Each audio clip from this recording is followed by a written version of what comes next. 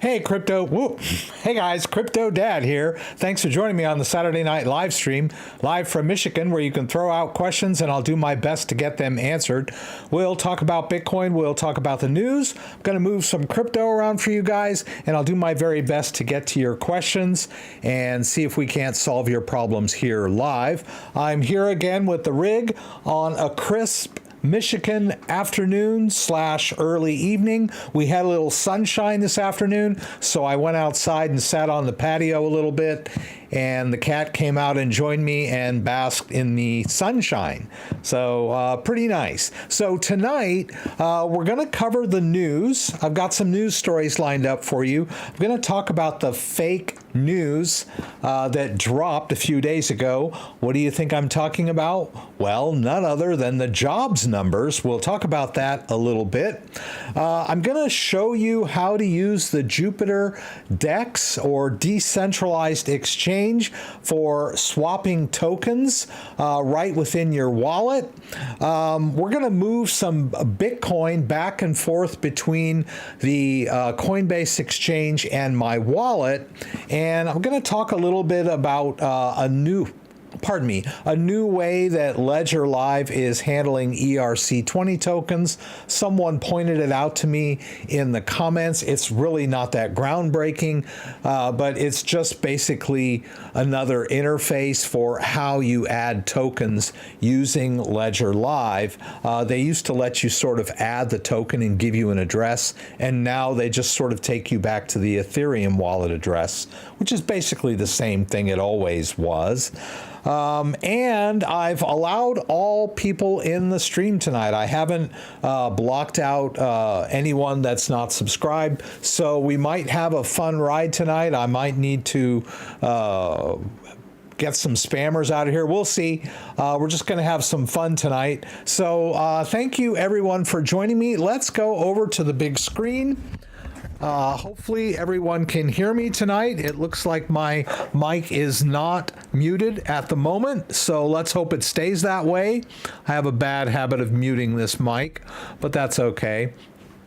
So once again, I want to thank everyone. Kenny was here early, as always. Slim Cheese jumped in a little bit, complaining about the token JUP that is not mooning right now. Well, I think the headline that I'm going to talk about is more about the volume of what's been going on the Jupiter DEX as opposed to the price itself. It is a bit down from where it debuted, but there has been a lot of volume on the exchange, and that's kind of what we're talking about with the Jupiter token. So RC Rex is here. Thank you. It's good to have you here. Someone with the same name as me. Seaside Joe, Konstantin Kokorlis.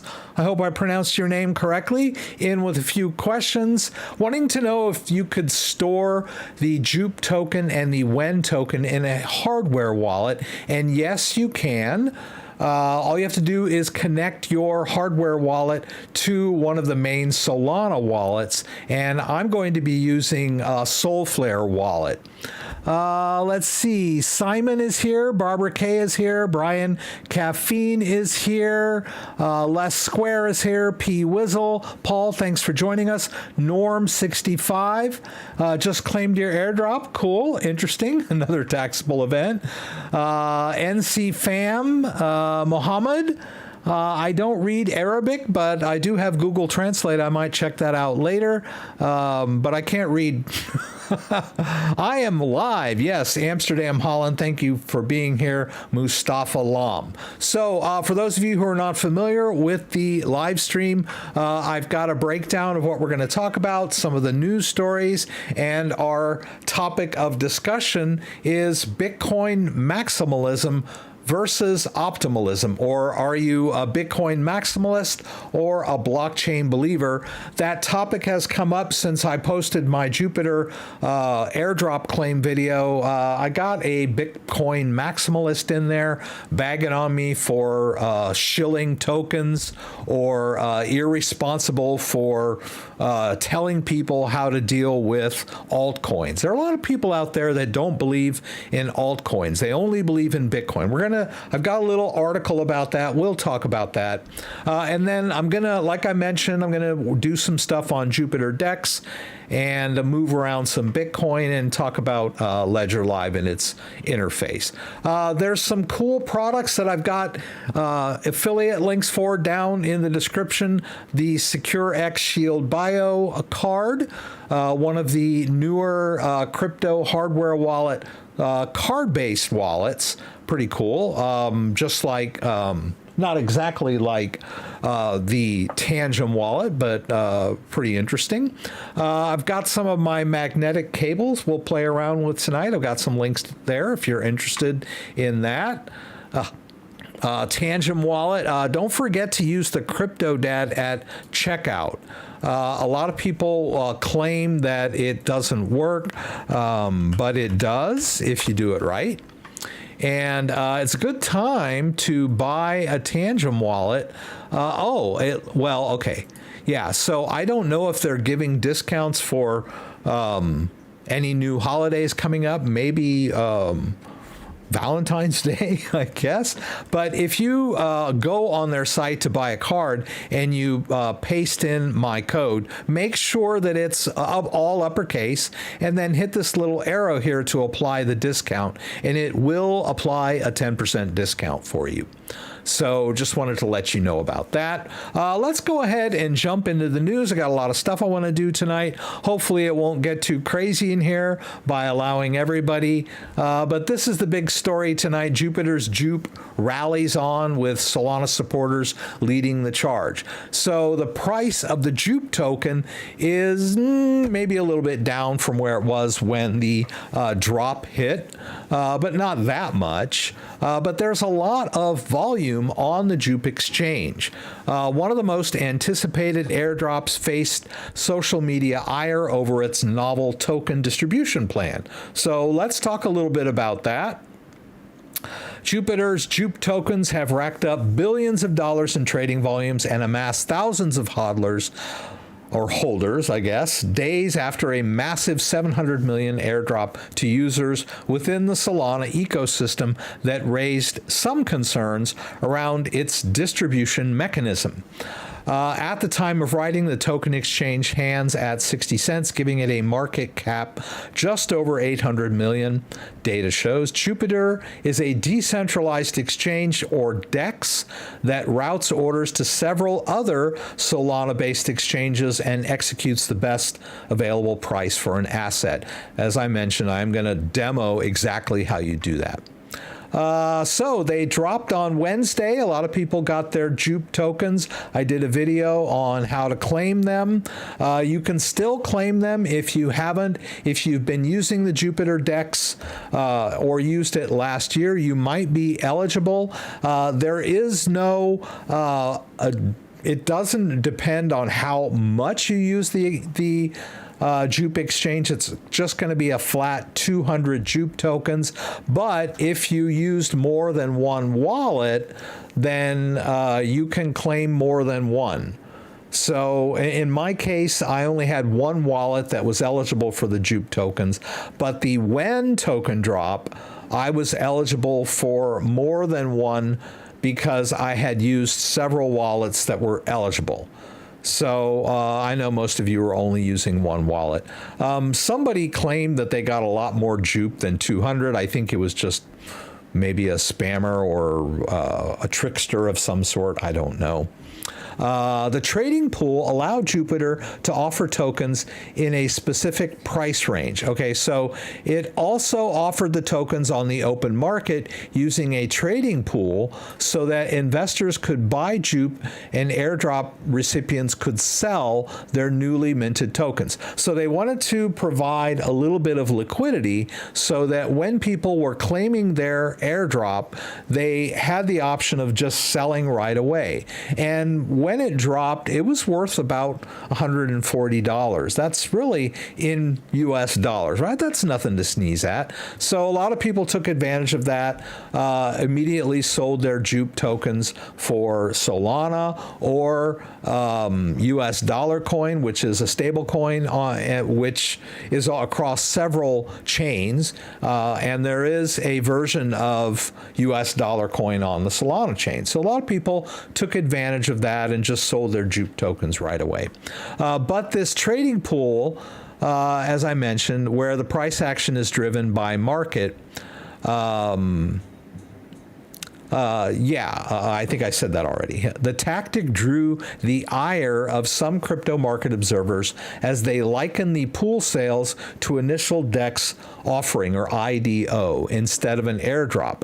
In an airdrop, a platform rewards its users by giving them tokens, whereas in an IDO, the developer team typically sells their holdings to market participants. Well, yes, the developer team probably was selling some of their tokens to people that wanted to buy the token, but they were also giving tokens away. So it was sort of a combination of both. The trading pool tactic is being criticized for being an IDO disguised as a fair market pool, with some observers claiming that the developer team sold over 200 million worth of JUP tokens through the market pool. The drama caused the price to slide as low as 56 cents on Thursday, but most of these allegations have been dismissed as blatantly false by Jupiter founder Meow, who said over multiple posts on X that the sales mechanism had been mischaracterized. Blatantly false, just a bunch of FUD. The launch pool is here for 7 days to absorb any selling pressure from airdrops or buyer's remorse, which I believe to be sufficiently long. So this pool is only going to last 7 days. So after that, I guess this pool there'll be no more selling, but the DEX will still be around, and the liquidity will be provided by the people on the DEX. So we'll see how that goes, right? Another rumor that made the rounds that Jupiter could remove the liquidity it was providing 7 days following issuance, causing some to term it a rug pull. However, this rumor was quickly quashed. The launch pool is there for 7 days to absorb any selling pressure. Conversely, new buyers have confidence that there is a buffer for selling pressure as well. All tokens in the pool would remain in the team treasury or be used for further liquidity provision in the future. The sale itself acted as a testing bed for Jupiter's LGF Launchpad, a planned platform that would let the project issue tokens to Solana users in the future. So there might be more to come. Now, the big story for the Bitcoin market a few days ago was a 1.3% drop, which is basically, not even a movement by Bitcoin terms. Maybe in the stock market, a 1.3 move might be considered something, but not really with Bitcoin. But it did happen in direct reaction to the Fed job numbers that came out. I guess they came out on yesterday. This was the second. This was yesterday, right? Bitcoin reacts instantly to job data, that supports the Fed Reserve's ability to keep interest rates higher for longer as BTC price dips to 42,550. But right now we're still back. We've bounced back to 43,000, and we're kind of been in that range for the last week or so. This dip is history, right? But this was a reaction to the jobs data. The Fed came out, and this was the payrolls, the Bureau of Labor Statistics, which beat estimates. 353,000 new jobs as opposed to 185,000 jobs that were expected.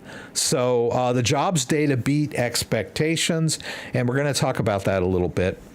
Sellers gained control as the numbers suggested that restrictive economic policy was not hurting the policy as much as assumed. Interest rates could thus stay higher for longer, depriving risk assets, including crypto, of liquidity. So basically, the Fed, again, left rates unchanged, but they jawboned a little bit to tell people that you shouldn't really be expecting a rate drop. You don't expect us to be lowering rates in March, which was kind of the consensus.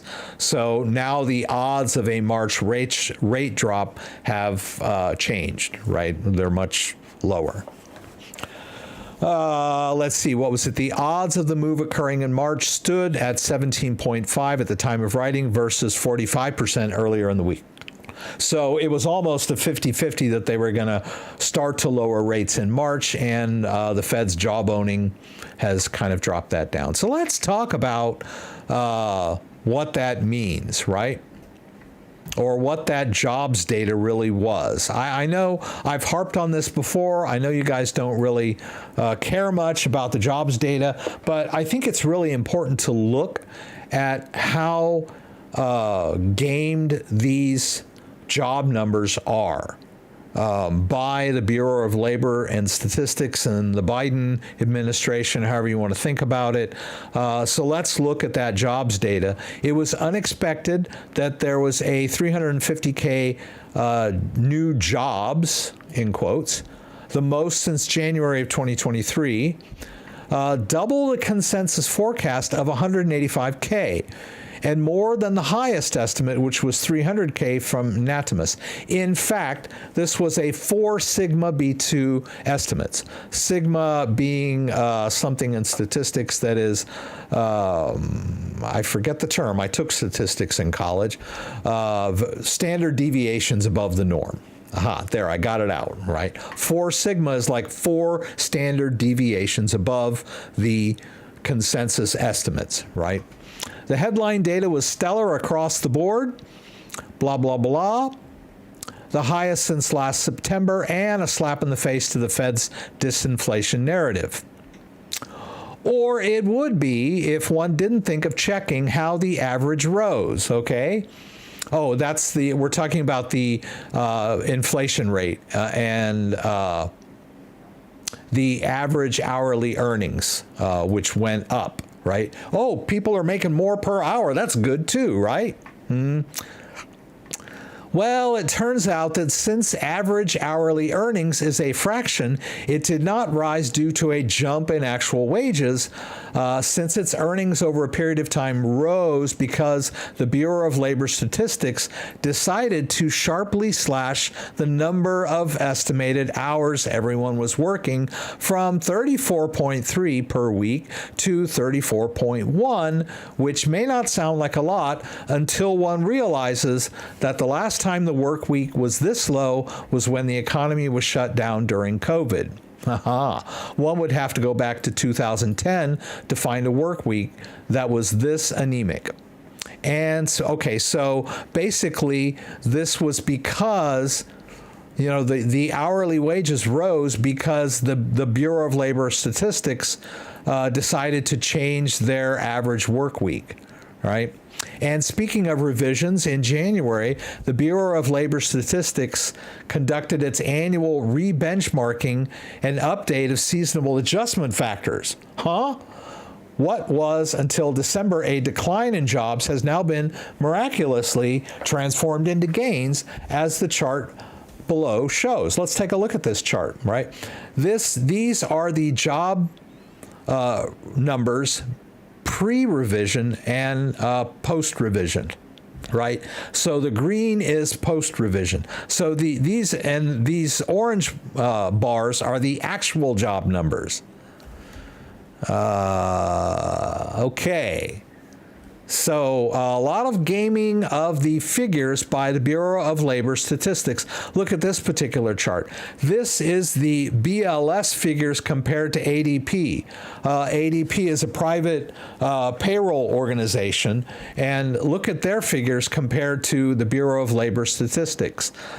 Payrolls went down according to ADP, and went up according to the Bureau of Labor Statistics. So I know this is kind of technical and not really what everyone is here for, but this chart also shows the non-farm payrolls adjusted versus the unadjusted versus seasonally adjusted, and you can see that the number actually went down if we look at the unadjusted figures as opposed to the adjusted figures.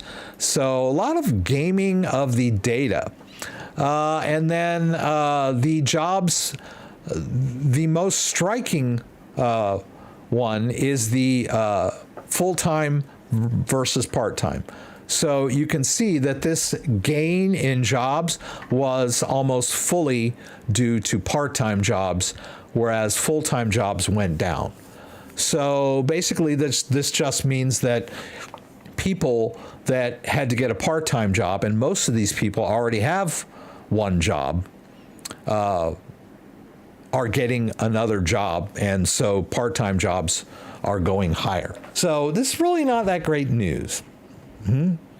So yeah, we've been over this kind of stuff before. I won't harp on this too much, but I kind of want you to get a feel for the way the economy is gamed by statistics and the Bureau of Labor and Statistics. Interesting stuff, right? Speaking of the U.S. government, the U.S. government seems to be closing in on Bitcoin mining. This is a story about how there's an agency that is gathering data on Bitcoin mining and their use of electricity in order to claim that blockchain and Bitcoin mining is a public harm because they're using too much electricity. Funny how they don't seem to apply these same standards to the banking industry or any other industry that uses electricity. Let's be real, guys. Everybody uses electricity. I use electricity. You use electricity. Every business out there uses electricity. Bitcoin mining uses electricity. Bitcoin mining does use a lot of alternate forms of electricity generation, like geothermal and solar and water, right? Like dams and stuff like that. So looks like the government's setting its sights on Bitcoin and trying to say that it's some kind of environmental harm so that they can go after it and make everybody think it's bad, right?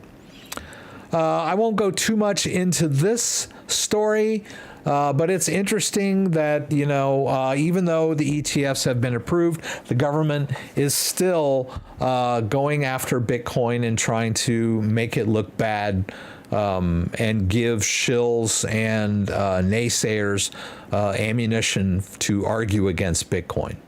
All right. I'm looking, Udo77 is here. Looks like he's just answering questions. The airdrop is not done. You can still get your airdrop until July 31st. So if you qualify, then you can get your airdrop. If you're curious about the airdrop and how it works, then you might want to check out the video I dropped earlier this week on how to claim your airdrop. It's a really short video. It's less than 5 minutes long. So if you're in the chat and you're curious about how to claim your airdrop or whether you qualify, just click that link and it'll take you over to that video. Short little video, show you how to claim that airdrop. All right. And let's see, Bitcoin maximalism, right? I've got this little article here about Bitcoin maximalist. If you want to see the opinion of a Bitcoin maximalist, you might want to just check the very top of the chat window.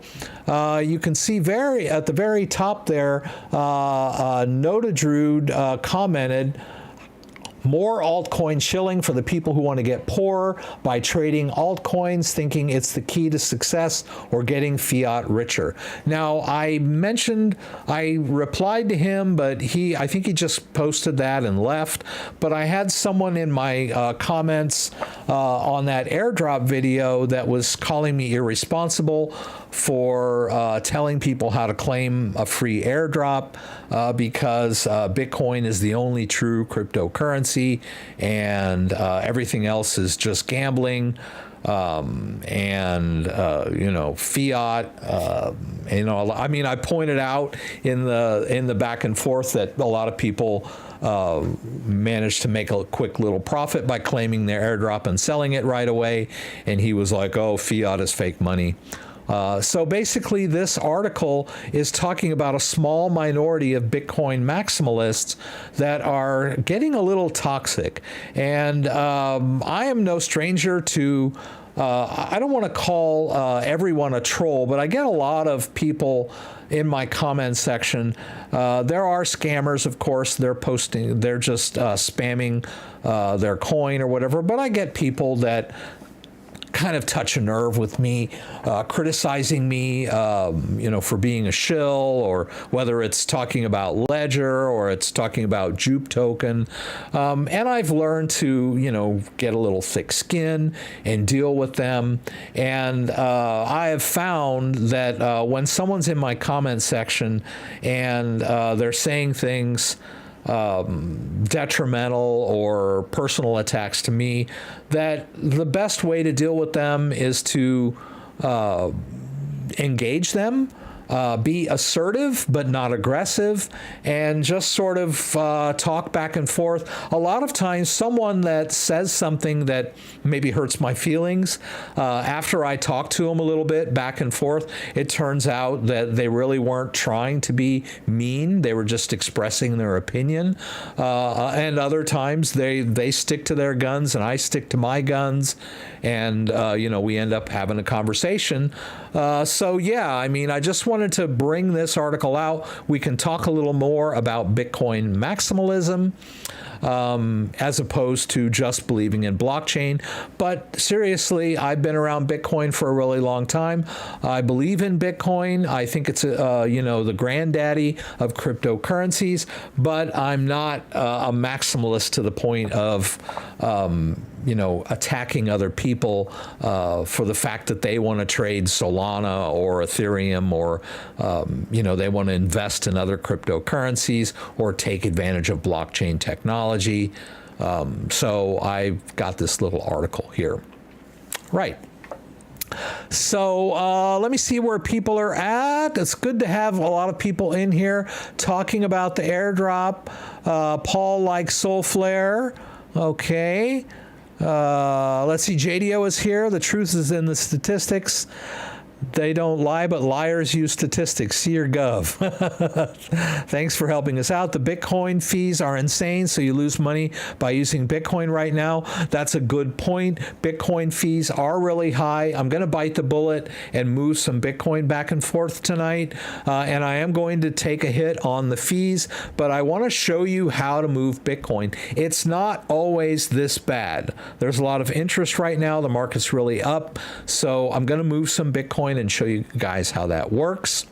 But I will, take a deep breath and absorb those fees. Let's see. Let's jump. I wanted to talk about this. I've linked this down below. Let me just cover this topic really quick because a lot of people are petrified of wallet drainers, usually on DEXs. And if you run into there are some what we call malicious smart contracts that can drain your wallets, and there's a lot of people that don't understand what's going on here, and they think that their wallet, their ledger device is going to be fully drained. So I wanted to point out this little Reddit post here. If I have one ledger and I have multiple accounts on that ledger, like Sol, US Tether, Ethereum, CRO, or whatever, is each account based on a different ETH path or address? Well, it's interesting, the ones that he brings up here, because he's got US Tether and Ethereum. So those might be part of the same wallet, right?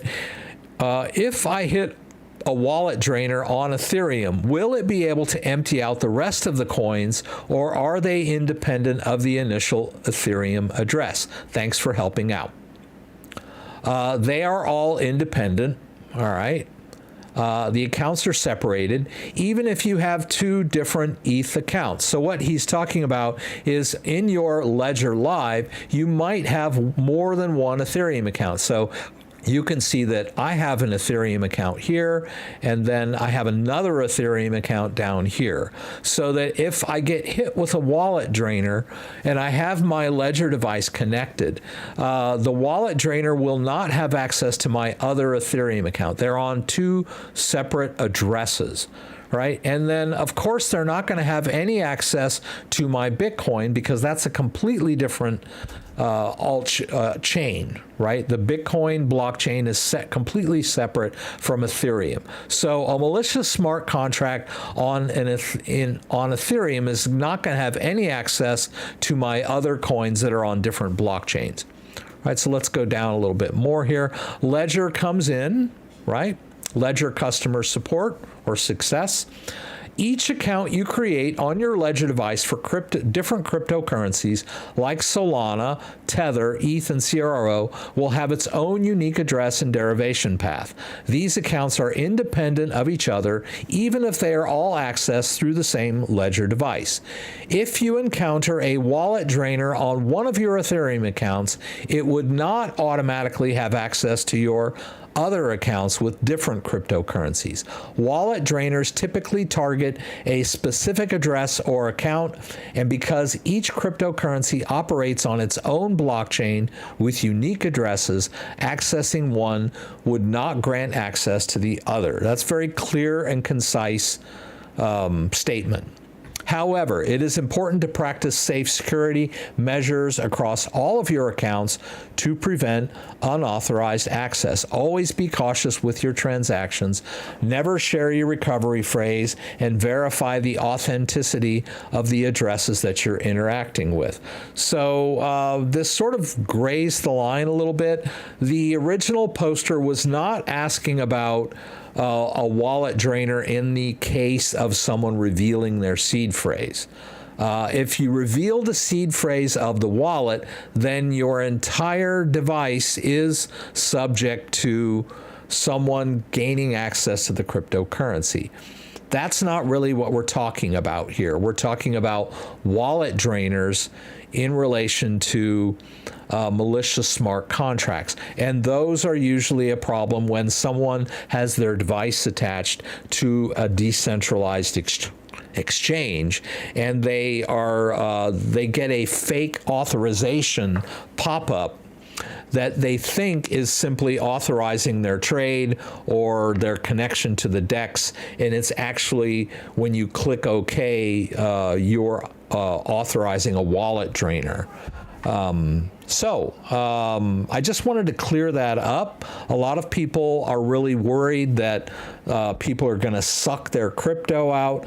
Number one, it's a malicious smart contract, so it would have to be on a shady site of some kind.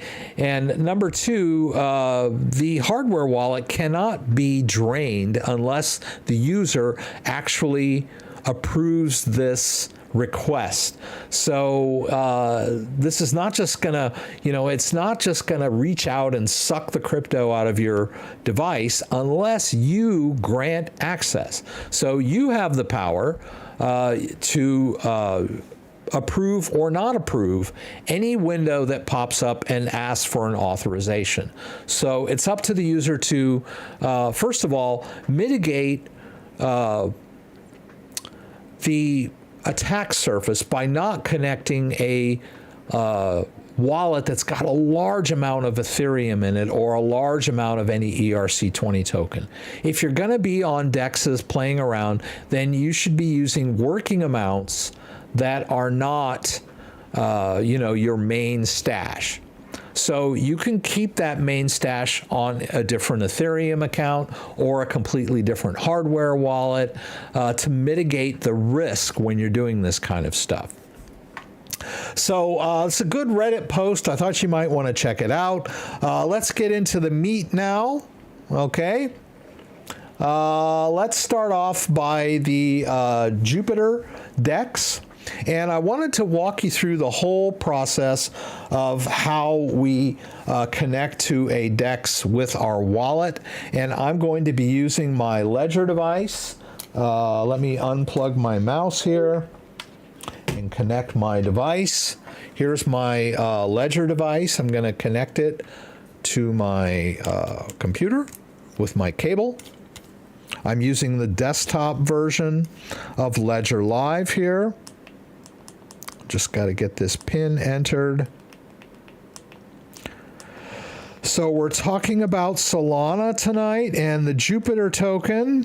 And someone had asked earlier where you could buy Jupiter token. I noticed that Uphold, and they logged me out. It's kind of irritating, but they do if I don't stay connected. Let me go into my Google Authenticator here.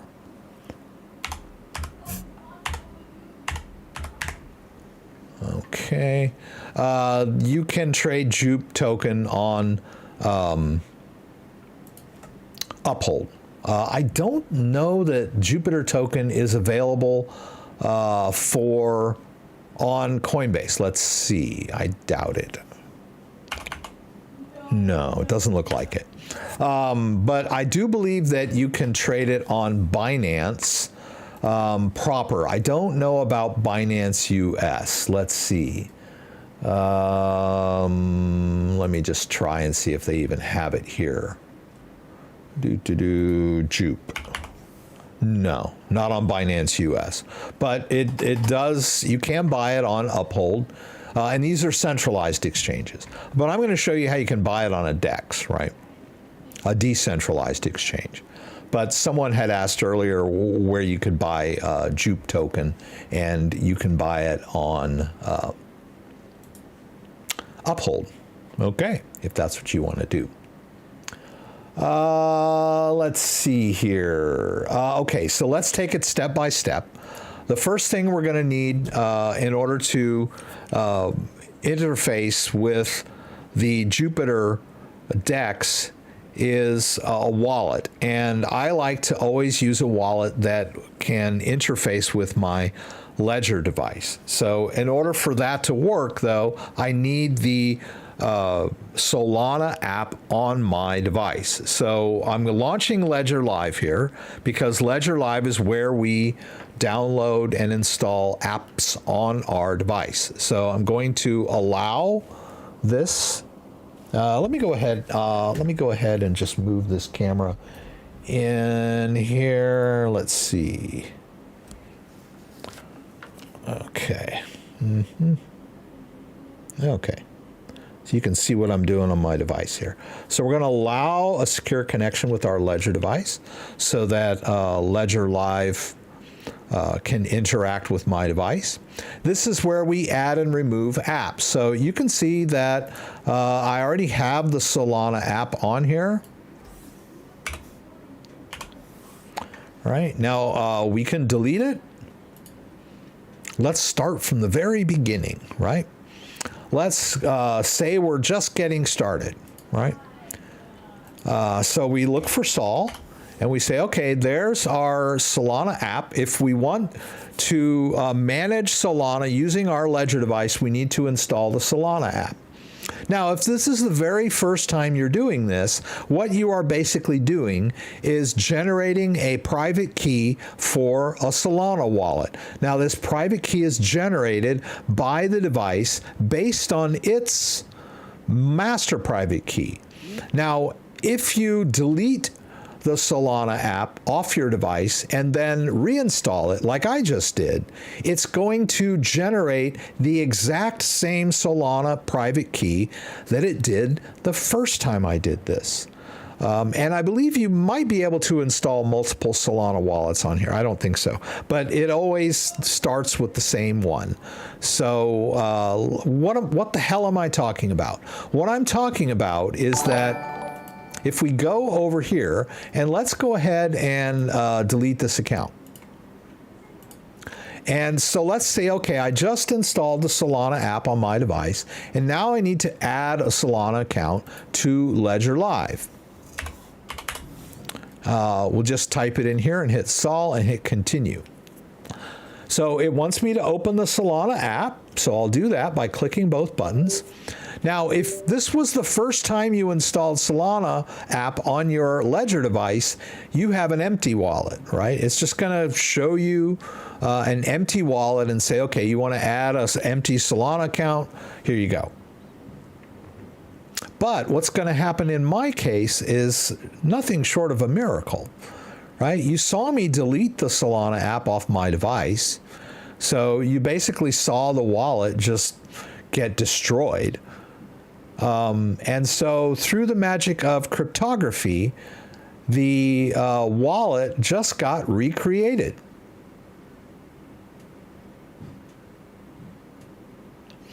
Someone's, okay. Whoops, let's see, there should be more than one of these. Yeah, I'm not sure why. There is a little bit of an interesting thing that happens. I don't know that Ledger always supported Solana, Ledger Live. You could install the app, but Solflare tends to find the second address as opposed to the first account, which is kind of weird. Someone just asked me why Phantom makes you set up a new wallet without allowing you to connect to your Ledger. Not really sure why that is. It's just how the wallet works, the same way MetaMask works. It would be nice if MetaMask would just allow you to connect to your device cold when you first set up the extension. But it forces you to create a standalone wallet. And that is the same thing that Phantom does. It forces you to create a standalone wallet. Okay, finally. I don't know what's taken it so long, but it has found my Solana account that was already there, right? And that's what I was talking about. I deleted the entire Solana app off my device. I destroyed the private key of my Solana wallet. I deleted it, but the Ledger device miraculously found it again, right? It didn't find it. It just recreated it based on my master private key. It just simply recreated the Solana wallet. So I'm not going to do these other two. I'm just going to do this one. But it's interesting that the Solflare wallet sees my second one. Anyway, actually, I think we can, let's just do, I don't want that one. Let's call this one 2, just for fun. And I'll go ahead and do the first one, right? I don't think there's a balance. Oh, I see there's one already in Ledger Live. My bad, right? So there was one already in Ledger Live. I'm just going to call this one Solana 1. I know this is confusing, right? Because I play around with these all the time. So as you can see, the Ledger Live sees that there's already one Solana account. Asil, thank you for that donation. I appreciate that. All right, let's hit add account. Let's hit done. So we've got our Solana 1 up here, and then we've got this Solana 2 down here that's got about 16 bucks worth of Solana in it. All right, now that I've done that, I don't need Ledger Live anymore. Although I believe now Ledger Live supports Solana staking. So you can, if you want to just hodl Solana and you want to maybe stake Solana and you want to stick with Ledger Live because you feel comfortable with that, you can do that in Ledger Live. However, you cannot swap tokens or claim JUP tokens in Ledger Live because it doesn't show you any tokens in Ledger Live. right? By the way, I wanted to sort of point that out while we're on the subject here of Ledger Live, that in the old days, if you wanted to add an ERC20 token, you would hit add token, and then you would say, oh, okay, well, I want to just add, let's see, let's try one that I don't have, like quant. All right. So let's say I want to add a token and hit continue. It basically just takes me back to my Ethereum address. In the old days, it used to just sort of add the token in the list, but now it just presents the Ethereum address, right? So in other words, if I want to add quant token to my Ethereum wallet, all I got to do is transfer some quant into this address, right? It's just a little clearer than it used to be. People used to think that, oh, I have to add the token first, but you really didn't need to do that. You could do it either way. Basically, it used to add like an empty account in your Ethereum wallet, but it had the exact same address as your Ethereum wallet, the main address. But you could also simply send a token to your Ethereum wallet, and it would just appear once the token hit the wallet. It would just show up with the balance. So someone commented in my one of my videos that said, hey, they don't allow you to add the token anymore. Which, I mean, it doesn't really matter because all you have to do is send the token to your Ethereum address. I guess the only good thing about that, I'm going to just click this here, is that at least if you do it this way, at least you know that Ledger Live supports that particular token, right? But it's not just going to add an empty quant account. Right? If you look down here, you'll see there is no quant, empty zero quant in this wallet because I haven't added any yet. Now, there are some zero balances of tokens that have been in the wallet before and are no longer in there that have like history. But it did not add an empty quant account. But that's no big deal. Just as long as you see it in Ledger Live, you know you can send it. All right. Speaking of quant, there was a nice gentleman here a couple weeks back saying he couldn't find his quant tokens. We finally managed to interface with each other. We had a little Google Meet session, and we were able to get his quant tokens to show up in his Ledger Live. Right. We finally we took care of that for him. So that worked out for the best. Right. All right, now we've got the Solana app on our device, and I've have finished with my little digression there. Let's go back into Solana, and we can completely close out Ledger Live. We don't need it anymore, right? Let's go over to MetaMask, and let's add the Solflare wallet. I think I did this the other day. We want to use the Chrome extension. All right, so we'll basically just add this to Chrome. Solflare wallet is the wallet that we're going to use to connect to the Jupiter DEX, right? So I'm getting the wallet set up. So we add to Chrome. We'll do the add extension. Everything's good. Let's go ahead and pin that sucker. Right, so we have full access to it. Now it gives me three choices. I can create a brand new wallet, and it'll give me a seed phrase, which I'll need to write down. And that's well and good, but it's not a hardware wallet. It'd be like a hot wallet on my desktop, right, which is exposed to the internet. So it's only as safe as my computer. Well, my computer's pretty safe, so it's not. It's not a deal breaker to use their totally free standalone wallet, but I want a little bit more security for my wallet. Or I could also import a wallet that I already have, if I already have a seed phrase. But you can see down here that I have two choices. I know the camera thing is covering this up slightly, but this says Ledger. So I'm going to connect my Ledger device. Now, I could use Keystone. The problem that I have with the Keystone is the Keystone wants to use my webcam, and it always finds the wrong the wrong webcam, which for me, I can't do this live because I would have to like disconnect all the other webcams, and as you can see, I'm using them right now, so I can't really do this. Maybe I'll do a demo standalone video where I use the Keystone. Let's go ahead and use Ledger. We'll use Ledger. We'll connect. My device is connected to my computer, and I am in the Solana app, right? That's very important. Make sure that you're in the Solana app and that your device is connected and unlocked and that you're in the app, right? We'll hit continue. I need to put a password in for this.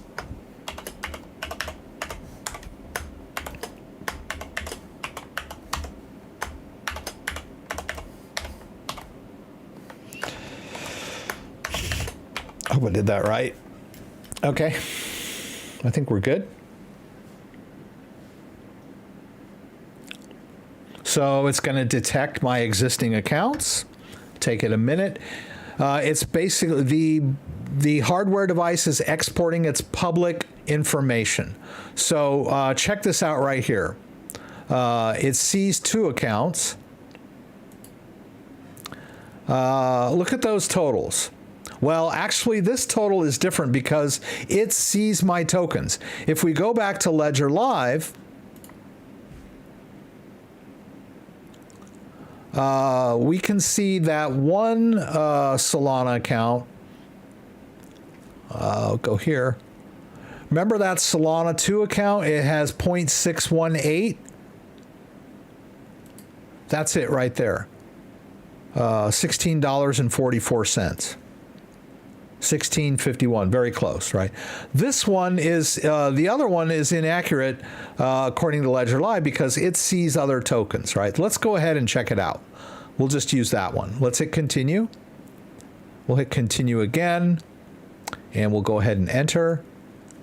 And lo and behold, there's that Solana 4.62 that we see in Ledger Live, right? There it is, 4.62. So we're accessing the exact same wallet, but we have access to the tokens. That's the important thing. When we use the Solana wallet, we have access to not only Solana, but the Solana-based tokens like Pith Network, Radium, JUP token. There's those JUP tokens I claimed the other day. There's 200 of them, and they're worth about 113 right now. When I claimed them, they were worth about 140. So the market price of the Jupiter token has gone down since the airdrop. But there's still a lot of volume on the Jupiter exchange. So now that I've got my Solflare wallet set up and I have access to all of my tokens, let's go on to the Jupiter site.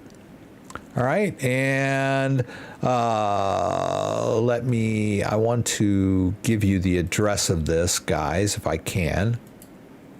Jupiter AG, that's it. So we'll do this. Scott Lee is here. Good to have you here today, Scott. Always a pleasure. And I don't know if I welcomed Asil. I thanked Asil for his contribution, but I didn't welcome him. I didn't see him when he jumped in. So welcome, Asil. There we go. Dan is here. Thank you for being here tonight, Dan. I appreciate it. All right. And let's see, where were we? Okay. So there's the address of this DEX, JUP AG. And now we need to connect our wallet. So if we want to trade on this DEX, we need to connect our wallet. So when we click connect wallet, there it is. Solflare is the preferred wallet. There are some other choices here. OKX, Phantom. Someone mentioned Phantom. I'm not going to do the direct ledger. That brings up the wrong address, the one that I don't have any Solana in. I'm going to go ahead and continue and use Solflare. Now I need to allow it to connect. And now we have access to that same wallet. Notice there it ends in 9DWJ. It's the same one here. If we look at this one, the address is the same, 9DWJ. We're looking at the exact same wallet, but we have a lot more functionality than we get in Ledger Live. So let's close Ledger Live again. I just wanted to point out that we're dealing with the exact same wallet. So now that we've got that, actually, I'm gonna pull up Ledger Live because I want to show you how to withdraw some SOL from an exchange to your wallet, and it's a little more straightforward in Ledger Live, and we'll have access to it. So let's go over down to accounts. Let's go to this Solana account, and I want to put some crypto in here. How do I do that? Right. Well, I need the address of this wallet. So I'm going to turn off the camera here for a minute. Oh, no, I'll leave it on for a second because let's do a receive and let's do the hardware check, right? The hardware check means that we're verifying that the address looks the same on our device and on our screen. This also is a confirmation that this device is associated with this account, right? Sometimes things get messed up. You may have more than one device. So it's best practice to do this hardware check when you're doing a receive. So we'll grab the address. I'll go ahead and confirm it on the device by clicking approve. All right, but I have the address in my clipboard. Let's go over to Coinbase. All right, so over in Coinbase in my portfolio, oh, I don't know why it's still doing that. Okay, it's still doing that. All right, stop Ledger Live. You're being a pain. I'm just going to close it. Okay. Things get glitchy sometimes. All right, so you can see in my portfolio that I have some SOL and some Bitcoin. So I promised you guys I was going to move some of those for you. Let's do SOL first, since we're talking about it. Let's see here. We want to do a withdraw.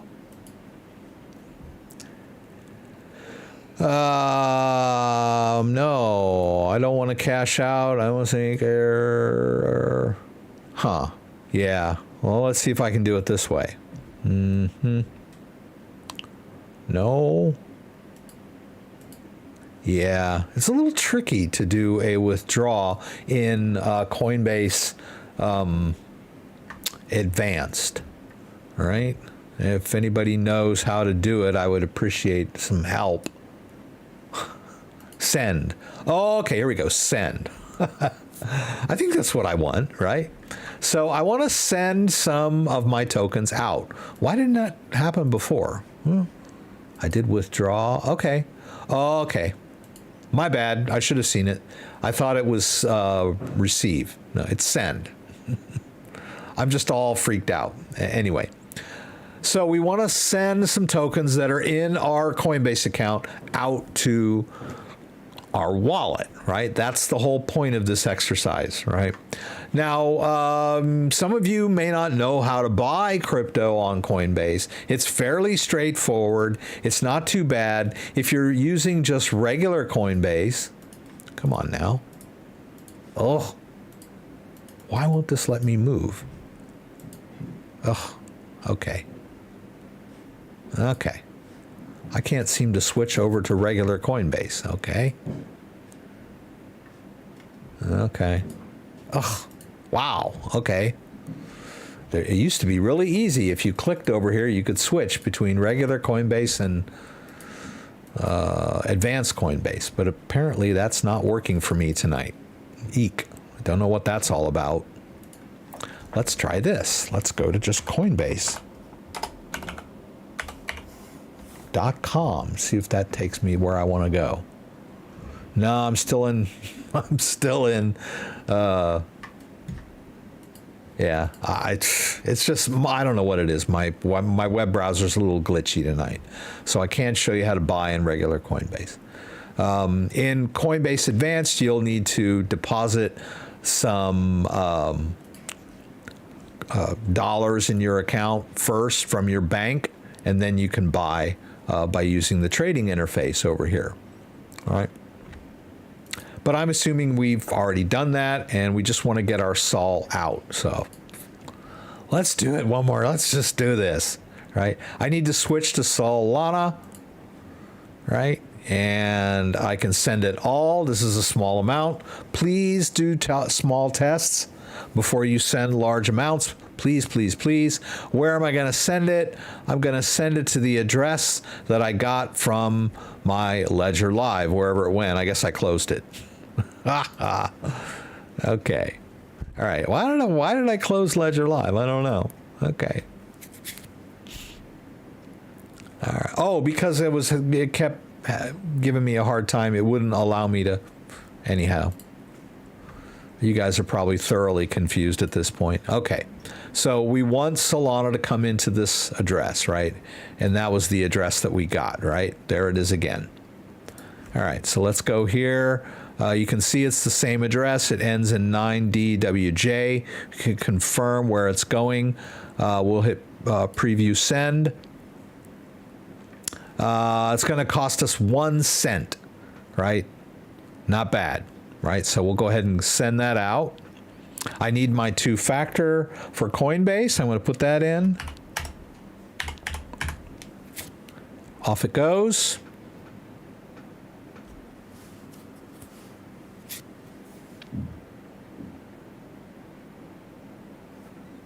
All right, so there we go. Boom. And they're saying no network fees with US dollar coin. Okay, so if I wanted to send US dollar coin to my wallet, I could do that for free, or at least 5 times a day. That's pretty good. So if you wanted to fund your DEX with stable coin from Coinbase, then you'd have 0 to no fees, which would be fine if maybe you wanted to save that penny and just send the US dollar coin directly to a Solana DEX and then buy Solana. There's going to be a little trading fee on the DEX, but you basically be getting the Solana cheaper. I don't know how much cheaper than a penny you need to be. It's not really going to work with Bitcoin because there really are no Bitcoin DEXs to speak of, and there is no US dollar coin on the Bitcoin blockchain, right? But it would work with Ethereum. That might save you a lot of money on like Uniswap or something like that. All right, so let's go back to Ledger Live and wait for that extra Solana to come in. Well, let's do a sync. It shouldn't take it very long because Solana is a very fast blockchain. If I sent this to the right address. Okay. Ledger Live is being a little finicky tonight. Okay. Let's check our Solflare wallet. We can go back here. Okay, there it goes. I just got an alert from Coinbase that they sent it. So let's do that. Okay. Come on, Solana, don't let me down while I have company. All right, come on, baby. Oh man, come on, Solana, you can do it. I don't know, how much was that? That was a little more than 1 Solana, wasn't it? Good heavens, why is it taking so long? Okay. Usually, this always works at parties. Can't seem to do it live, though, can I? Oh, actually, I think it showed up in the Solflare wallet already. God, it still hasn't shown up over here. Or has it? Am I just crazy? No, it hasn't. Let's go over here. Yes, here it's shown up, right? You can see that that's a higher amount. It's not showing up in Ledger Live at the moment for some bizarre reason. Oh, that's it, 4.7? Huh, okay. I think it should be more though, right? It was 4.2 at the beginning. Ah, finally, geez. I had lost my faith in crypto there for a minute. Okay, so boom, we did it. We transferred the crypto. All right, let's look at this DEX here, over here. What can we do on this DEX? We can swap. Let's start with Solana, right? You can see here that we've got some Solana. It's not showing me my... okay. For some reason, it's not connected. Let's try it again. I thought we were connected. Oh, I'm in the right browser. Okay. There, it sees my balance. Boom, boom, boom. All right. And we can trade a little bit of Solana. We could say, I'm going to use 0.5 Solana to make a purchase of stablecoin if I want to. I'm not a huge fan of stablecoin, but let's do it anyway. Let's hit swap. And we need to approve this. I've got my app open. I'm ready to roll. Let's hit approve. It wants me to approve this on the device. Or does it? What just happened? Did it work or did it not work? All right. Oh, I know what it is. Because I just installed Solana app, I need to enable blind signing for this to work. So I'm going to go into the settings because this is the fresh app, right? I'm going to click both buttons.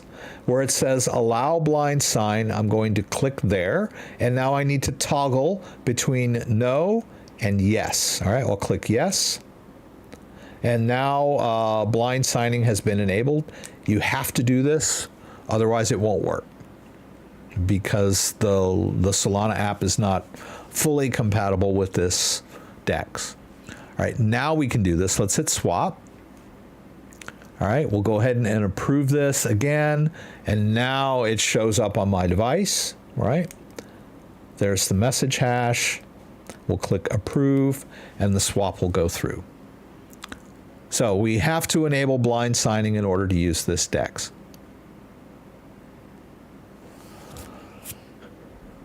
All right, and then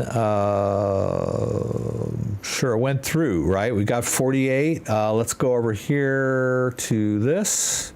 Let's do a quick refresh. And there's our US dollar coin, right? We've got 48.86 US dollar coin for half a Solana. All right, let's trade for something else. And let's trade for Pith. P-I-Y, Pyth. It's not showing my balances, which is a little, and it's disconnected again. I don't know why this keeps happening. Is it just me? Okay, let's try this again. Okay, so Pith shows up because I already have a balance, right? All right, so this time we'll do half Solana, 0.5 Solana for some Pyth or Pith, whatever you want to say it. Let's hit swap. Let's hit approve here to approve the swap. And then we'll authorize on our device because nothing can happen without the user authorization on the device. Now, slightly, a little bit risky because I had to enable blind signing, but I still have to approve on the device, right? Maybe the app will improve or Ledger will improve or some other hardware wallet will improve to where I won't need blind signing. Or they might incorporate Ledger's clear signing technology on this DEX at some point. But as it stands now, we need blind signing to make this happen. So there we go. We just made a trade. Someone wants me to trade for BWIF. I don't know. Never heard of it. Let's see. What is he talking about here? BWIF? BWIF. Right. I don't even see it. Okay. All right. So whatever. Pro tip, don't buy tokens you've never heard of without doing any research. I'm guilty of that. I've had people shout out in the live stream, hey, buy this token, and I went and bought it, and sometimes good, sometimes bad. But yeah, just playing around. All right, let me get caught up. We did the DEX, the JUP DEX. Now, Jupiter also has limit orders, which is pretty cool for a DEX. Most DEXs will not allow you to do an order like that. Now, notice here, I've already got it at market, but let's say I wanted to maybe buy it for less than market, what its current market is. Let's say I wanted to buy it at 4.6.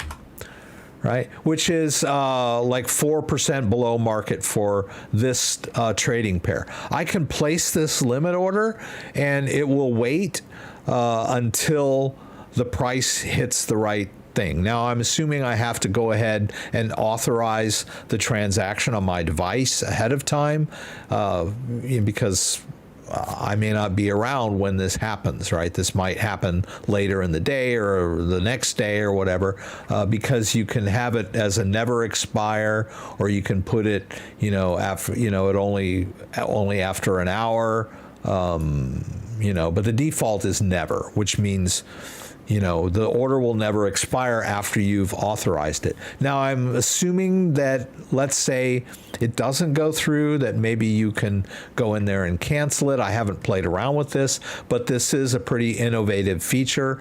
Dollar cost averaging, kind of interesting. I'm not sure how that's going to work. Maybe if I want to buy Pith with the Sol that I have on hand in this DEX, it will allow me to buy some every week, maybe one Pith every week. Kind of an interesting solution for a DEX. So you can see that this is a pretty innovative platform, right? And there's also a bridge between Ethereum and Solana, but I believe this mostly is only for stablecoins and wrapped ETH and Bitcoin. That's interesting. I haven't played around with this too much, but it does kind of use third-party bridges under the hood. So, like, it'll launch this all-bridge core and allow me to, say, connect to my MetaMask wallet for the Ethereum, right? So if I want to swap from Ethereum US dollar coin to Solana US dollar coin, I'll connect my Solflare wallet. So as you can see, this is kind of cool. I connected, I've got my MetaMask connected for my Ethereum, which there's really no Ethereum in here right now. But if there were, and if I had US dollar coin Ethereum, which I don't, right? I just have some Ethereum and some other stuff. But it's possible that I could like swap between Ethereum and the Solana chain. And they've got several, right? I could do between BNB chain and Solana. Oh, but they only support Tether for that. I guess I could do Tether to US dollar coin. Interesting, right? So we got a lot of stuff that we can do with this platform. And I am using a device to secure my wallet, right? You could do this with a standalone wallet if you wanted to, the standalone Solflare wallet or maybe the Phantom wallet, but I always like to have a hardware device attached. But you want to protect your main asset. So if I'm hodling a lot of Solana, if I'm hodling like $5,000 worth of Solana, or say $50,000 worth of Solana, I probably wouldn't use that Solana account with this DEX, right? Either I would have it in a separate account on my ledger, or a completely separate device, right? I could have a completely separate hardware device just for long-term holding of my Solana, my Ethereum, because those are the two, DEX-related cryptos that a lot of people connect and use their hardware devices to secure the wallet, right? So yes, it's good to use a hardware wallet when you're on a DEX like this to secure your wallet, but don't risk your giant, long-term holdings even when you're using a hardware device on a DEX, because there are wallet drainers that can trick a user into authorizing stuff. I don't know how many malicious smart contracts there are in Solana, but it's not out of the realm of possibility. There's a lot more of them on the Ethereum chain. So please, guys, keep your giant big holdings sequestered somewhere else. Don't go on DEXs and play around with your go-to wallets, right? If you have the technical skill to have them in separate accounts, great, they're safe, right? But if you're a beginner, I would just buy a completely separate device for your long-term holdings. Much easier not to get screwed up, right? Just allocate a separate device for your playground, right? Okay, so yes, I still favor the ledger for long-term holding because it's so versatile. But as I mentioned, if you want to have a separate wallet for your main holdings, I have no problem with the Trezor line. Trezors, you can hold Solana on Trezor, but you cannot interact with DEXs or like these wallets. None of these wallets are compatible with Trezor devices. You remember when we first set this thing up and we wanted to add a new wallet, right? Our only choices were Ledger or Keystone. So yeah, if you want to use Keystone, that's fine. I have a little trouble with their webcam interface because it's a air-gapped wallet. So Ledger is my choice if I'm using DEX. For long-term, Trezor is fine. For Solana, Bitcoin, Ethereum, or whatever else they support. Tangem is a good choice, but you can't use Tangem on these DEXs. But Tangem has its own swap features within the Tangem wallet, which are pretty good too. All right, let's move some Bitcoin, guys. Consider it like a slot machine with any chance my money moons or goes up and down a lot without being completely gone at the casino. Yes, I mean, I'm giving you technical advice on how to use these platforms. Whether or not you want to invest your hard-earned money in these types of coins, I'll leave that up to you.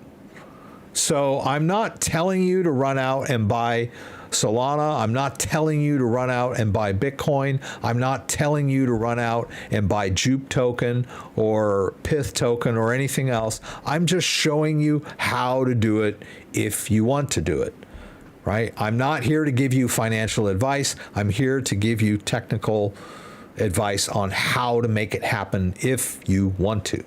So just to get that out of the way. JPAR, I get it. If you say this is risky, that's your opinion.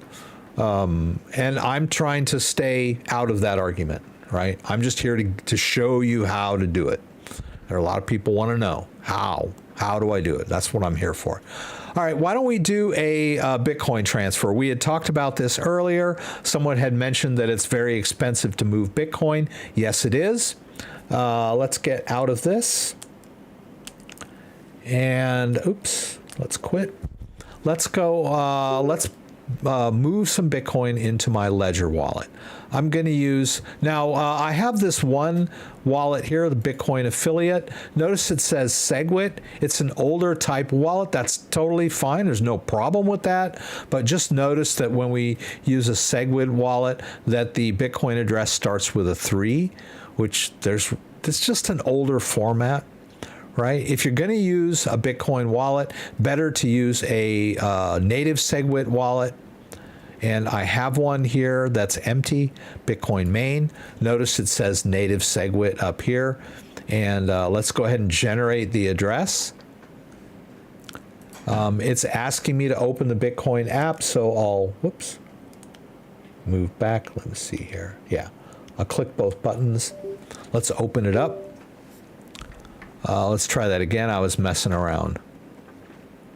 All right, so it's showing me the Bitcoin address on my screen, and it's showing me on my device. This is the receive hardware check.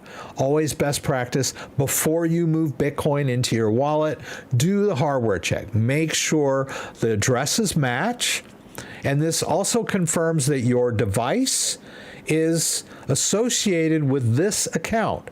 I've had a lot of people that they get things screwed up. They have more than one device, or they've somehow accidentally reset their device and created a new seed phrase, and then they can't access the old account because they've wiped their device. There's all kinds of weird things that can happen if, things get screwed up.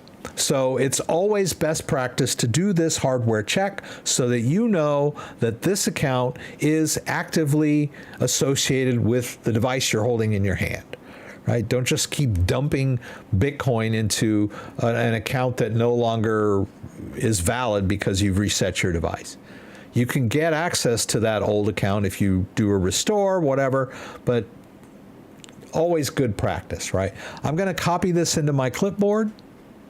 All right, I'll go ahead and approve this hardware check. We've done our hardware check. We've done our due diligence. We know the address is correct. Let's go back over to Coinbase, and this time we'll do another withdrawal. And we're going to do a send of our Bitcoin, right? Now, I can safely disconnect the device at this point because I already have the address in my clipboard, right? I'll go ahead and send the max. It's not that much. It's about $100, and I'll paste in the address of my Bitcoin wallet. Now, that Bitcoin receiving address is unique. Whenever you get a receiving address from your Bitcoin wallet, it will generate a brand new address every time to improve your privacy, so that all of your transactions are not on one single address. Let's hit that. All right, we're good to go. Let's hit our preview. How much is this going to cost us? What? $33? Eek, ouch. I don't think I want to do that. I was willing to take a $5 hit, but I don't know about a $33 hit. Ouch. Ow. Doesn't Ledger have a backdoor access into your wallet since there is a Ledger Recover program? No, they do not have a backdoor. The Ledger Recovery wallet service is optional, and if you're not paying for it, then you're not using it. This is a common misconception. I'm not going to get into that argument. A lot of people on Reddit say that there is a backdoor. There is no backdoor as far as I'm concerned. But if you want to go, read a bunch of FUD in Reddit, they can convince you that there is a backdoor. But they have no proof that there is a backdoor. The only proof they have is that Ledger is not open source, but they don't have any proof that wallets have been emptied due to this backdoor.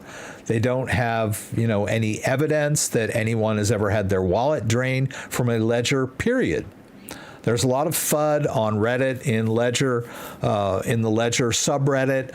There's somebody posting that their ledger got drained almost every day. And it's always funny how they'll say, oh, my wallet got drained. And then they'll immediately say, but I never revealed my seed phrase. I never did this. I never did that. It's like they're already arguing against all the people that are going to tell them that they're full of BS. And most of the people posting on Reddit saying that their ledger has been emptied are, new accounts, right? So there is, thank you for that subscription, by the way. I appreciate that. That was Louis Miranda. I appreciate that. A lot of people in Reddit are suspecting that all of this backdoor FUD, all of this my ledger got drained FUD is being instigated by other hardware wallet companies. Now, I have no proof of that either.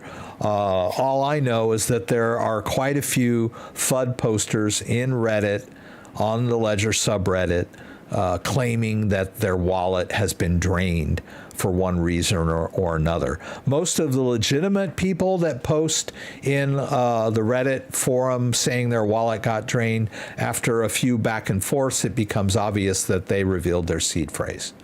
And that's how people get their wallet drained. It's my opinion that there is no backdoor on a Ledger device. But that's not the topic of tonight's conversation anyway.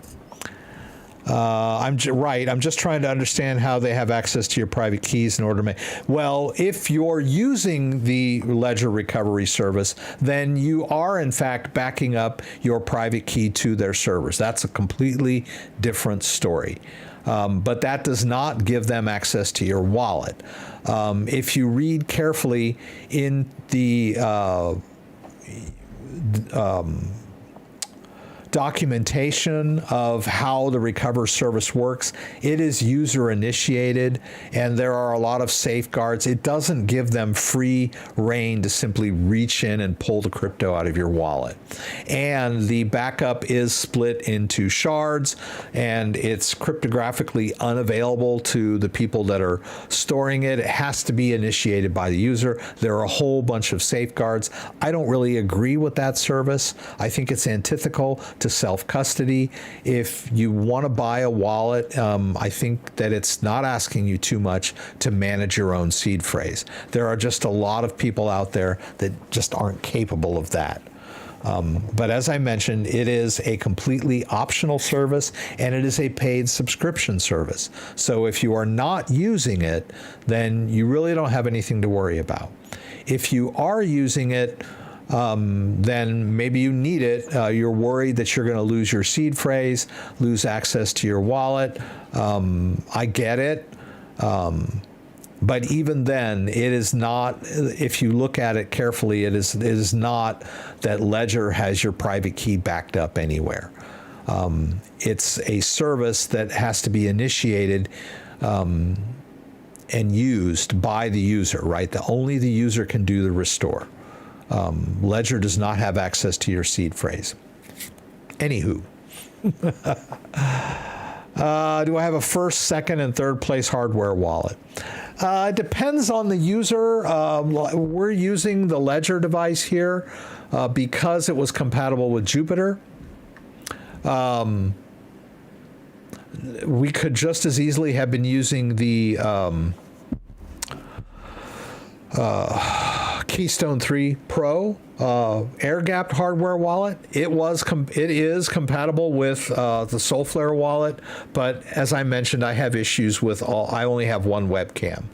I'm sorry, I have 5 webcams, and it found the wrong one because most of these are in use right now because I'm live streaming.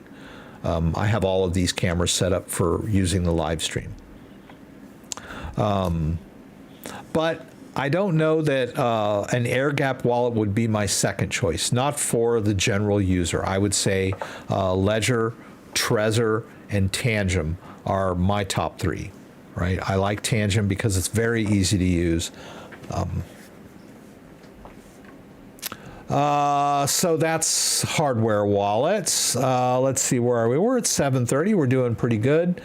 And I wanted to, I had brought up this little topic earlier due to this article about the Bitcoin maximalist movement. And there are a lot of like toxic people out there that will criticize anyone that even talks about altcoins or advocates for altcoins. As I mentioned, I'm not telling anyone to run out and buy anything. I'm not a financial advisor. I'm just a technical, I'm here to give technical advice on how to use wallets and DEXs, hardware wallets. That's my thing, right? I'm a how-to guy. In the gold rush in California, I wouldn't be telling you to run out and buy gold or dig for gold, but I would be at the general store selling the pickaxes.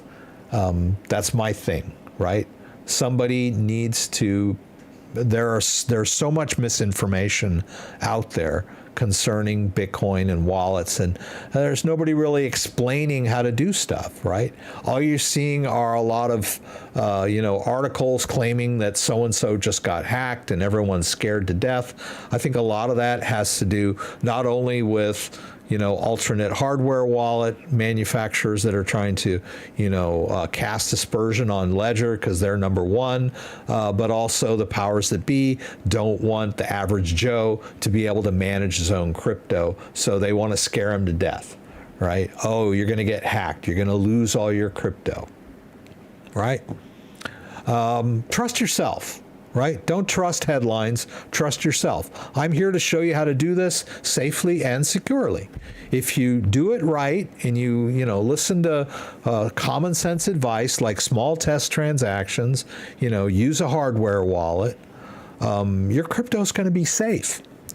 Separate your long-term holding from your DEX stuff, right? All that's just common sense advice, and I'm showing you right here. You saw me transfer crypto. Now, I decided I did not want to lose $33 by transferring that Bitcoin. I'm gonna maybe wait for a maybe late at night or early in the morning. The transfer fees might be less, right? I showed you this transaction here. Whoops. I don't know if I still have that in my, yeah, there's that Bitcoin address. Yeah, I am just not willing to take a $33 hit on this Bitcoin. That's just way too steep for me. I don't even know what, that's like a third of the Bitcoin almost for that fee. That's crazy. Ouch. All right. And, the problem is if it were Solana, if I wanted to swap it to Solana on Coinbase and then withdraw, I'd have a much lower fee. I might want to do that. But if I want to just keep my Bitcoin, ouch. Yeah, I did not realize it was that high. That's really bad. Ouch. But you could try early in the morning or late at night when activity is lower. Perhaps the Bitcoin withdrawal fees will be cheaper. Ouch. Yeah, that really rains on my parade. Let's see here. I have a question. Many people are complaining about the cosmetic damage at the back of the Safe 3 edges got damaged. Could you please check yours and confirm this is normal? What's the problem here? The Trezor Safe 3 edges got damaged. Let me see if I can find my Safe 3. It's around here somewhere. I just had it too yesterday. Oh, here it is. I'm not sure what they mean by that. Let me turn this camera on. Oops.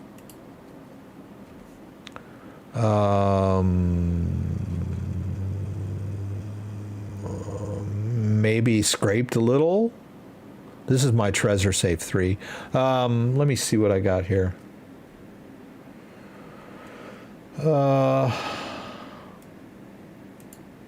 me try this. Is this going to give me... Oops, wait, that's way too... Okay.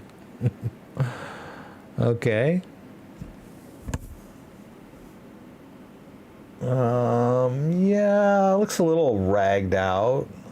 I'm like, it's not a deal breaker for me. I mean, I'm not putting this on my mantle or anything.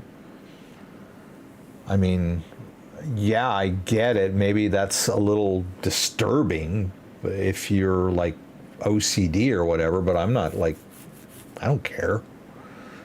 But yeah, I mean, it does look a little frayed. I mean, this is a fairly new device.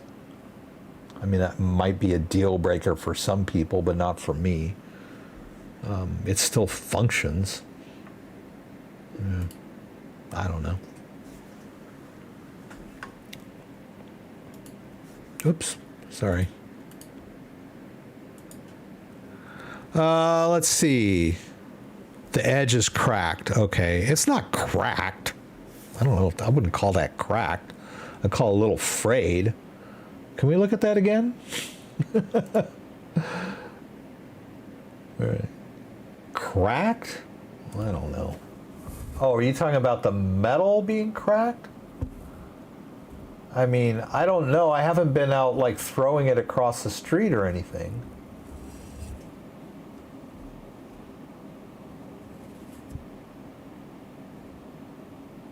I mean, it's just a little bit.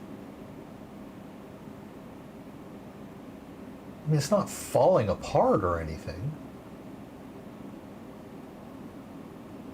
Yeah. I mean, it's not coming apart either. Just a little bit. I don't know what you want to call this. I wouldn't call it cracked. I'd call it a little scraped. Yeah. Yeah, I wouldn't call that a deal breaker. Yeah. Smashed trash. Okay. It still functions. Right. Yeah, I just cannot in good conscience lose a third of my Bitcoin. And that sucks, you know, because I transferred this Bitcoin in here earlier with the express interest of doing the withdrawal for you guys and showing you and then moving it back. But by the time and the wallet to wallet that I did earlier was only like $5.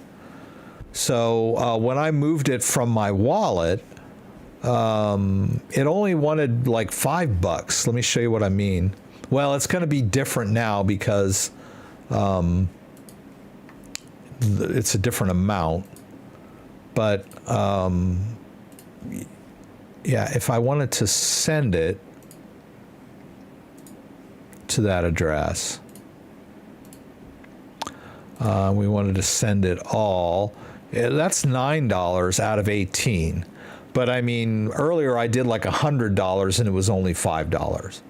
So when you send piddling small amounts of Bitcoin, yeah, the fees are high, right? I don't know. You know, maybe it's there's so much activity with the ETFs. The blockchain is busy now, so I don't know. But it didn't used to be that bad. You know, like few months back before this latest uptick, you know, this 50% uptick in the last 5 or 6 months, Bitcoin fees were reasonable, you know, like maybe $1 or $2 for $100. And I think the larger the amount, the lower the fee. So, I mean, if I was maybe transferring $5,000 worth of Bitcoin, then it might be only $5 or whatever. Maybe even on Coinbase, but it looks like Coinbase is charging a premium on my withdrawal. You know, they're charging me $33 on 100, which is ridiculous.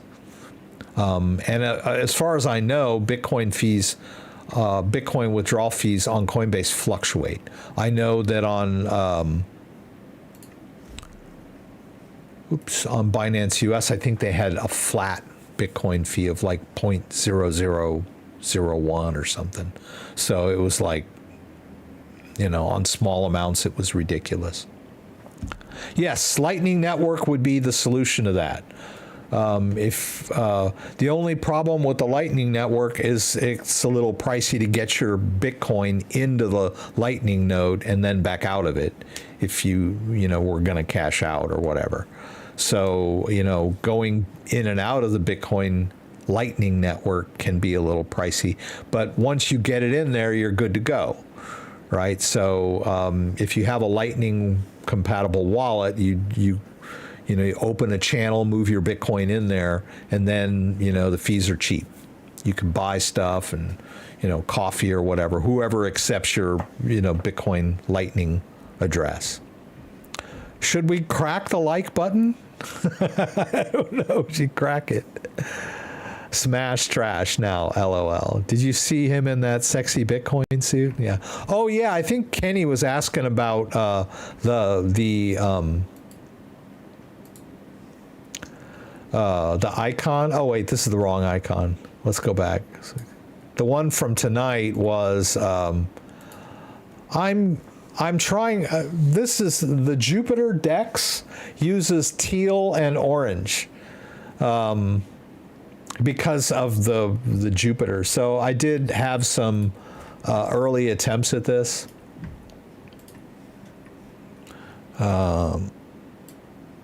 Yeah, I mean, this is the one that I ended up using. What I liked about this one is the background. Now, this one I liked pretty well. The problem with this one is, if you'll notice, my fingers are messed up. This is Stable Diffusion that generated these images for me.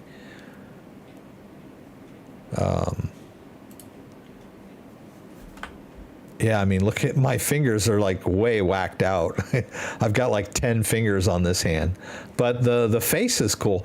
And I mean, it's really amazing how it also, my front tooth is kind of misshapen, but because of all the pictures I loaded in, even Stable Diffusion recognizes that, right? It's kind of interesting. So it does a great job with my hair and my glasses, I guess, but the hands can be kind of weird. And sometimes it makes me look older or younger or whatever. But I kind of, like I said, I did like this one. I was going to use this one, but the hands were so messed up. So when this one came along, I was like, okay, I'll use that. All right. Thanks for asking, Kenny. I appreciate it. Thank you. It's just edges of the plastic at the back where the metal meets the edge, a little dense. Sorry, not cracked. Yeah, it is kind of irritating, I think, if you just bought one and you're like, oh man, it's already like looking like it's, it's messed up. Whereas this ledger, I mean, the ledger, over time, I've bought a new one. Over time, your fingerprints on the device start to like wear the oil on your finger sort of discolors the device over use and here, let me see if I can. Let's do this one here. I like this one. This is kind of interesting. Yeah, let's look at this. Oops. Yeah. So on this one, you can't really see it that well, but it gets worn out after time. I think I have, yes, this is the one. If you look at this one, you can see that, and it's a little bit hard to see. Whoops. If I can get the light on it just right. You can see it gets worn out over time, but this is over the course of years. Yeah. Oh, oh, like the chat's coming in. That's cool. I can't really do it justice, but there are little areas where you can see that the oil on my fingers has discolored it a little bit, but that's over years of use, like 2 or 3 years of use, and it does go dim over time. It's just like anything in the real world. is it's going to wear out eventually. But the Trezor Safe 3 seems to be prematurely kind of whacked out, right? Yeah, it is a little funky, isn't it? I hadn't really noticed that. It is brand new, right? And this metal back is brand new, right? The older the T is just like a plastic case all around, right? This thing has got its own. Yeah, it is kind of wacky looking. Yeah. I guess if I wanted it to look nice, I'd be a little put out over it. But as I mentioned, I mean, it still functions. Hasn't fallen apart on me yet. Had the same problem with the hands. My ex-girlfriend didn't complain, though. Haha, that's funny. Oh, that's what she said, right? He's got 10 fingers. I don't mind. Let's see. Your videos are super helpful, man. Please keep them coming. Also, your thumbnails are awesome. LOL. Thanks. Great work all around. Appreciate that. I had seen something earlier that I wanted to bring up. I don't know if I can find it. No, I think it was down here in spam. Yeah, I got this. This went into my spam folder. But it appeared to come from Trezor, and it's telling me that the assets were undergoing an upgrade, and that I needed to we are temporarily disabling the following networks: Bitcoin. Oh yeah, they're disabling Bitcoin. Ethereum. Oh yeah, right. XRP, ERC20, BEP20. We are requiring action from our users to re-enable the networks. Failure to upgrade your networks could result in full fund loss. And then there's this link down here. Well, the link, if you copy it and you paste it, it does take you to Trezor, although there is no upgrade. It just resolves itself to the Trezor suite. My thinking is that if this were not, let's see if we can get this here. If this were not in my spam folder, this link would be like a shortcut link. And if we hovered over it, let me see if I can do this. I'm a little leery of doing this, but I can. Yeah, let's see if I move this to my, and let's see, what's the assets undergoing. Okay. So let's move it to my inbox. All right. And let's go for assets undergoing. Of course, I'm not going to be able to find this thing now. Okay, let me see if I can find it here.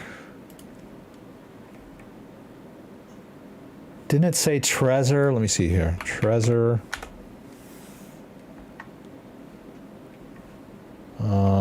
Yeah, I'm not going to be able to find it now. I should have marked it as unread before I moved it. Because God knows when that was. That could have been forever ago. Yeah, I'm not going to find it. Well, I screwed that one up. Well, I do that live sometimes.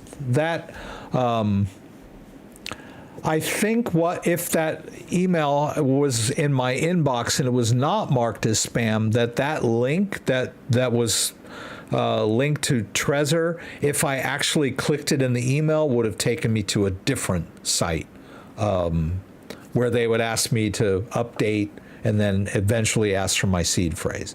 I just kind of wanted to point out that there are a lot of scams out there that appear to be legitimate, and they have links, and please don't click links.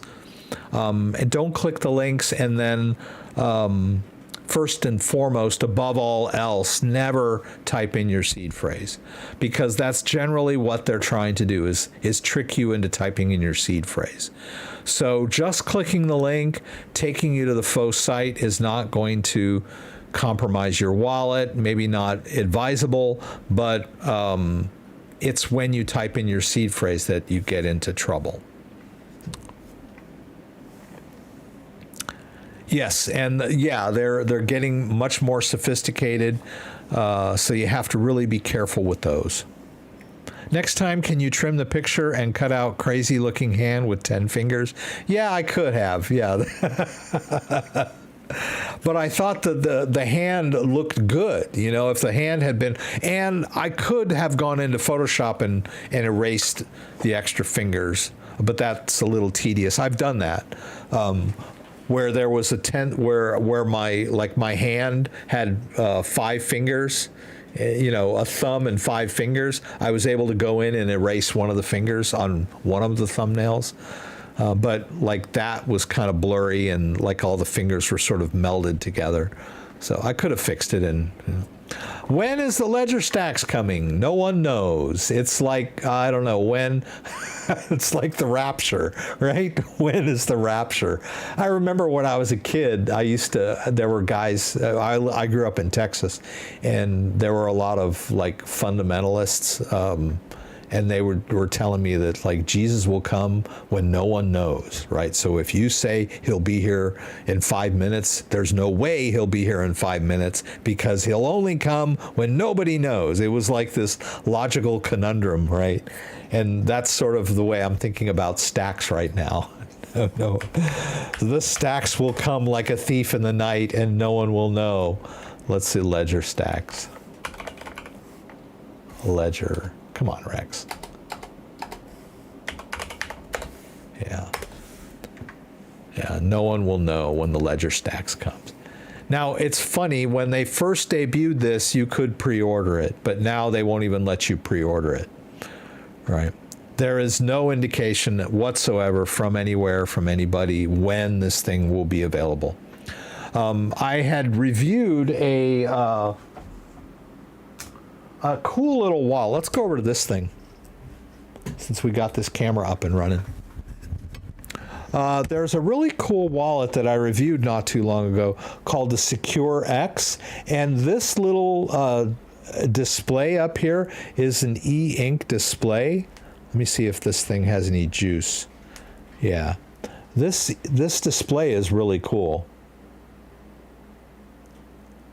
Okay, cool. Yeah, and then it's got biometric, which sometimes works, sometimes doesn't. Can be a little tricky. Okay, come on, Rex. You can do it. There it goes. And I love this display. I mean, this is a really nice, clear, crisp display. So much nicer than, you know, the traditional LED display. Right, I mean, it's like if we go into the settings, you know, the about, I mean, that is just gorgeous, right? That is an e-ink display, and that is the same technology that the Ledger Stacks is supposed to have, but the Ledger Stacks is big, right? And it's like got this giant e-ink display. And they have not been able to manufacture it. There's a term they use, at spec or something. So in other words, like they get like 100 units and they manufacture 100 units and only like 5 or 6 of them have the display working properly and the others are like messed up some way or form. So that's why the Ledger Stacks has not made it to market yet, because of that e-ink display. But the idea is a good one, right? And it's been implemented very well on this Secure X. They call it the biometric, the Bio Shield, I think, Shield Bio. Really cool little wallet. It works with Bluetooth, has this cool e-ink display and the biometrics and everything else. I've got a link to it down in the description below. If you're interested in this wallet, it'll take you to their site. You can check it out. I have a video that I posted last week on, you know, getting it set up and how to use it. It's pretty cool. All right. I've got some other card wallets here. These are my Tangem cards. And the Tangem card works really well with the app. I don't think I have this thing. Oh, I think I need to do this. Oops. Well, that didn't work. Okay. My phone sharing is off right now. I didn't get that set up ahead of time, so I apologize for that. And then I've got these little magnetic mag cables that are pretty cool. They're very easy, to use for your laptop or whatever, your phone chargers. I've got links to these down in the description below. They've got lightning cables, and they've got USB-C. Anyhow, I don't know. I'm just like filling time right now. Let's go over here. Yeah, I'm really disappointed about that I'm really disappointed about that $33 Bitcoin withdrawal fee on Coinbase. Really disappointed in that. And Descent, right. I've done Descent. Yeah, if you look in my videos, I think it hasn't been that long. That's that Secure X video that I was telling you guys about. I'll put a link to that. And then I've done a pretty recent Descent video. Great company, really nice people. I got a nice suit working there in the Descent color, right? That's a biometric wallet as well. Yeah. Did I pre-order the Saga 2? No, I didn't. Unfortunately, I did not have $450 to spare. And from what I understand, there were a lot of people in line for that. I thought about trying to contact them and begging them for one to demo on the show, but I don't think they need any help selling them. So, but I didn't even try. Maybe I should have. Yeah. Oh, whoever contacted Trezor support received this spam. Interesting. Yeah. Well, I never contacted Trezor support though. I've never had to, contact. I don't. This may sound weird. I don't really believe in contacting the hardware wallet manufacturer for support. It's a self-custody wallet, Of course, if you've never used a self-custody wallet, of course, if you're having issues, you're having trouble using it, your go-to thing is, I'm going to contact the manufacturer. Why wouldn't you? I just think a lot of people, they contact the manufacturer for any little thing that they have trouble with, when really maybe a little research would have been easier. Peruse their website. There's a lot of FAQs and support on their websites, Ledger website, Trezor website, Tangent website. I think people tend to want to get a hold of somebody right away when all they really need to do is a little bit of research. But it's understandable. If you buy a toaster and it doesn't work, you contact the company, or send it back for an exchange or whatever. Yeah. Self-custody is a whole different animal. Let's see. I'm just kind of looking at any of the questions down here. Great class tonight, Gregory. Thank you. Well done again. Keep up the great work. Keeping up to date on the many subjects. I appreciate that. I want I remember, I talked earlier about David, who was in the live stream, I think 3 weeks back. He was having trouble finding his quant tokens, and he shot me an email, and we talked a little bit about it. And then we talked a little bit more, and we connected through Google Meet, and were able to find his quant tokens. We used Ledger Live. I had said, you could do it in MetaMask, but we did a little troubleshooting, and we were able to get his Ethereum account to show up in Ledger Live. I think, he got the latest version of Ledger Live and some other things.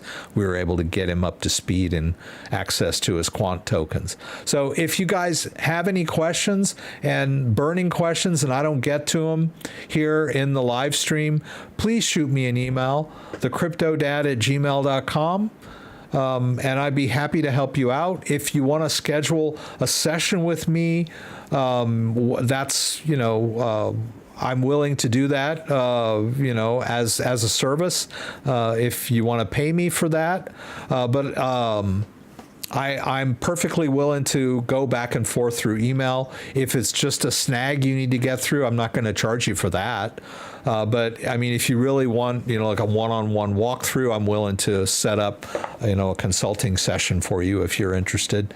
But yeah, I mean, just shoot me an email and we'll see if we can't work out your issue. A lot of times you just need a little push, through that stuck point. I'm here for you. Did you try NFT prompt for image generation yet? Oh, NF prompt. No, I have not. I've been using Stable Diffusion for a while.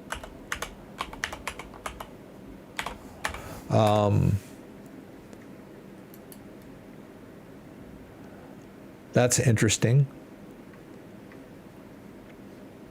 The reason I'm using Stable Diffusion is because I have a decent graphics card on my computer, and Stable Diffusion is completely open source, and so it's basically free for me, since I've already invested in the graphics card. Now, you could also do Mid-Journey,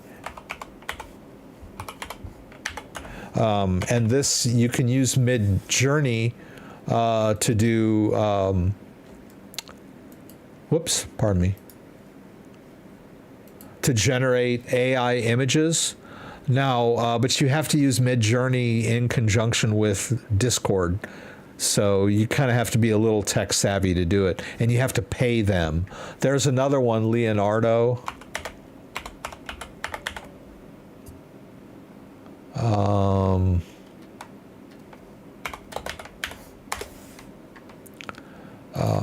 You can do AI generation with this too, but you got to pay. But you don't need a graphics card, right? They do it, on their servers. You come up with your own prompts. But this is pretty cool. But it is a subscription-based service. They will give you a certain amount of free ones. But yeah, I use Stable Diffusion because it's open source, and it's really flexible. Stability AI is the name of the company, but you can download the Stable Diffusion 2.0 from GitHub, right, if you're savvy. If you have multiple Soulflare wallets, can you secure them all with one ledger, or do you need a device for each? No, you don't need a device for each. You have to be a little tech savvy, but I think when we were originally doing that, you can see here that I have more than one Soulflare account. And when we connected to the Soulflare wallet, there were multiple accounts available that I could have accessed. And so, yeah, you could keep them separated if you wanted to. That would be one way to compartmentalize your holdings so that you're not putting your main wallet at risk. And they would be separate, right? They're on separate address chains. So if you stumbled into some, you got into the weeds and you accidentally, screwed something up, your main balance would be fine. If you put it on a different account, even on the same ledger, they would still be separated. When I talked about this wallet draining issue earlier in the stream, we confirmed that separate wallets, even on the same ledger device, are not at risk of a wallet drainer. The wallet drainer only works on, if it's a malicious smart contract, it only works on the address in question, right? The address that's approving the transaction. And also, a wallet drainer can only work if you approve it, right? It's going to ask you to approve. So it tricks the user into approving a wallet drainer. But it only affects that particular wallet and that particular address, right? You can have a different wallet on the same device that would not be affected even if you accidentally got a wallet drainer. But those are much more prevalent on the Ethereum blockchain than they are on the Solana blockchain.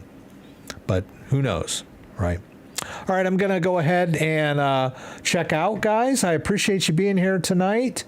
Let's see, we got this going. I want to thank everyone that was here. I want to thank Kenny. I want to thank Asil for the donation. I want to thank the new subscribers. I think Louis Miranda subscribed. And Oka Morocco 1 subscribed. I appreciate you guys. Appreciate everyone that was in the stream asking questions.